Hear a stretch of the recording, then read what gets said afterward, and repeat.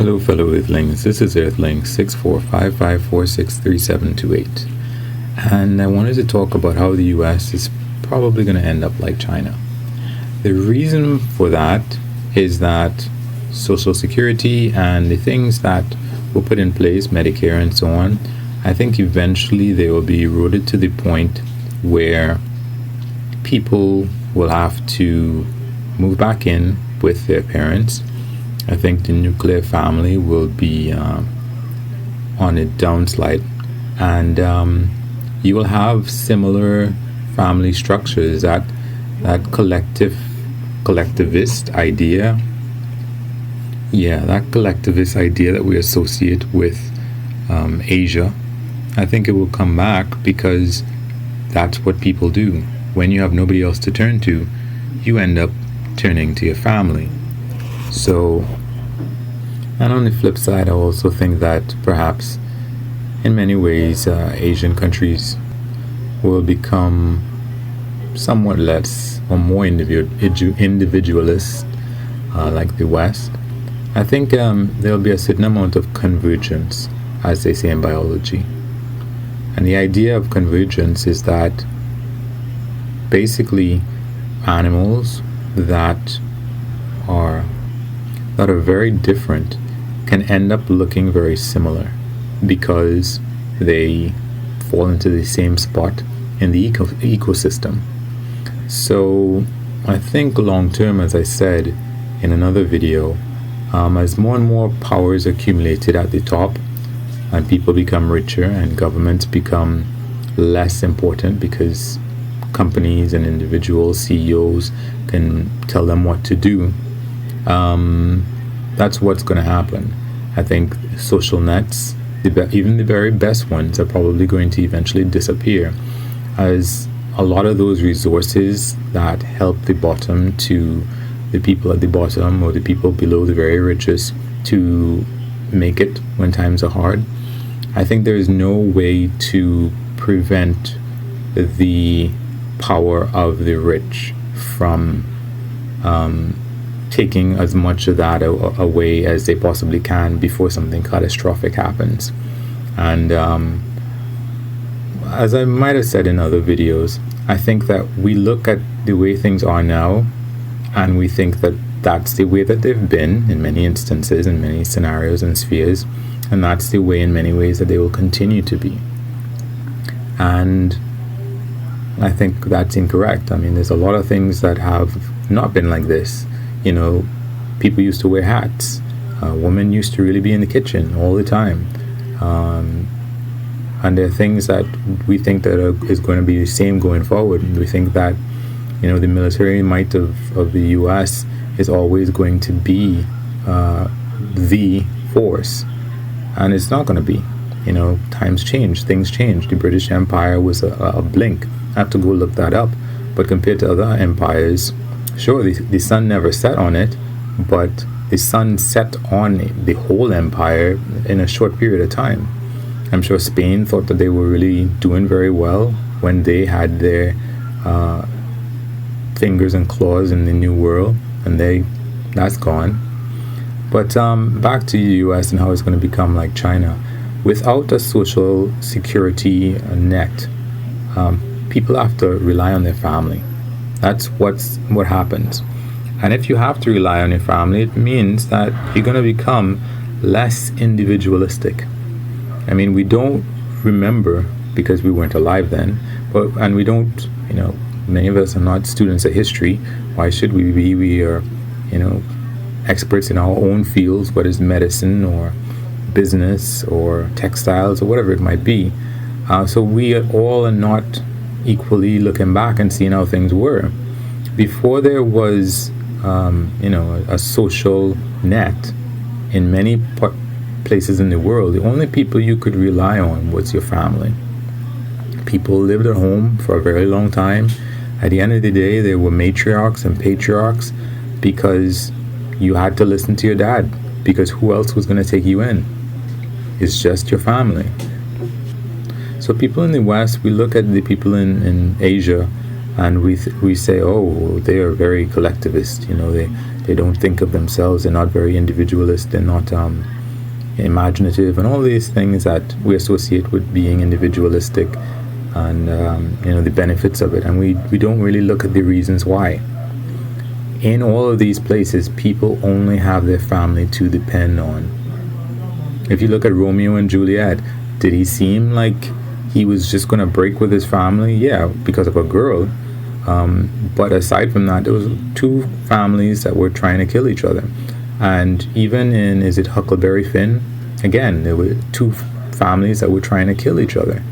And, that's where it came down to. You have your allegiances with your family. You are beholden unto the matriarch and the patriarch because they have whatever resources it is, and they're the ones who decide whether you get anything or you get nothing. So that's going to come back, because when you pull out that safety net, when people know that there's no social security net to help them, they have to join together. So in that way, the US is going to become quite like China.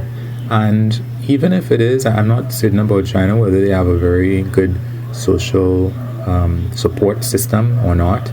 But I think the power of the wealthy, when you have someone, and I'm just pointing to any individual, wherever they are, trying to get richer, across history you can see it. You can see the Pharaoh in Egypt. You can see the leaders of the Aztec Empire. You can see the leaders of ancient China. The rich have a goal. And if you look on YouTube, you'll see it's the same thing. There are a lot of people who talk about the fact that they accumulate their money and they don't spend money on this, they don't spend money on that. And that is really the attitude of the old rich. The people who have been rich generationally. They feel no need to impress anyone, and they just accumulate. And serfdom and slavery will come back as these people accumulate stuff. We feel like, the voices of the people. Yeah, if you look at that slavery, or you look at a prison, there is, 5% of the people control everybody else? And every once in a while you have a riot, or you have a slave uprising, and yeah, it's not the best situation, but you're never going to end slavery, or you're never going to break out and change the way that a prison is structured by having a riot or an uprising or anything like that. Right? At the end of the day, the people don't have power. You take a couple of them who are in some leadership position, and you say, listen, I'm going to do better by you. I'm going to do this or that. Just get your people in line, and they'll get their people in line. If I took a class in Chinese history a long time ago, and it was just, after a while, there was one dynasty, and then times got bad, maybe because of the weather. There was a famine or something, because that's the main reason why the people, rise up. They're not going to rise up, oh, we took away our vote. Well, I don't know, my belly's full, so I'm good. As long as there's enough food, the people aren't going to rise up. And like I was saying, with respect to these Chinese dynasties that I learned about in the Chinese history class, the leader of the peasant uprising would become the new emperor. And then he would start his new dynasty. Basically, like the pigs and animal farm, you uprise, you have an upheaval, and you take over the farm, and then the pigs become indistinguishable from the people, from the men who own the farm. So I think when you look at history, you'll see how it goes, and it doesn't matter if we have lasers or satellites or any of these things. There is a persistent power, the desire to accumulate, the desire especially to earn more money. And the easiest people to pry that power and money from are the people at the bottom. And that's how it happens. So, yeah, I think the US is the present US, the way that it's been for the last, let's say, 80 years, if we want to push it, is a phenomenon that happens as an empire grows, and there is a certain amount of stuff to be had. There's land to be developed, there are oceans to fish, there are resources to mine that weren't there before. And when it's all used up, then the only place to get more from are the people that have it at the bottom. And when they don't have anything, they're going to have to go back with their families. And I think that will even happen in Europe.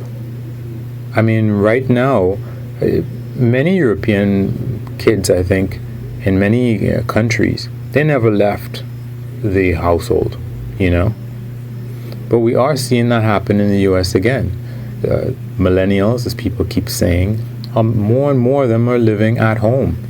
And that's just how it is. They can't afford a new house.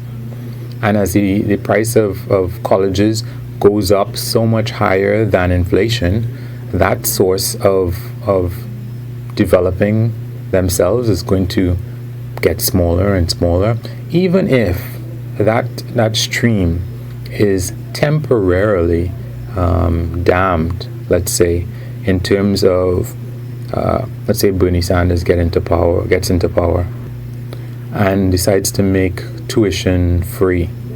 As far as I know, tuition is free in I don't want to say Russia, but and well, of course in Germany and maybe in France as well, I think. And right now, the benefits that those countries have in terms of the social nets, the president of France, he is trying to attack those things. So it's all for a time, but I think the overall current, the flow, is that continuous cycle of you take so much from the people at the bottom that the whole system collapses when anything bad happens. And then temporarily, maybe things improve. Then you start building a new system that's pretty much like the old one and pulling all the resources from the people at the bottom again. And I think that's a cycle that just goes and goes and goes forever. I was talking to a friend of mine, and he was suggesting that maybe we might be peaceful. And I was saying that, no, that's not likely, because you just need one aggressive guy to begin to snowball and accumulate power, and you're back where you started. Anyway, guys, wish me lucks. You can like or unlike. You can comment, subscribe, and or share. Appreciate it. Peace.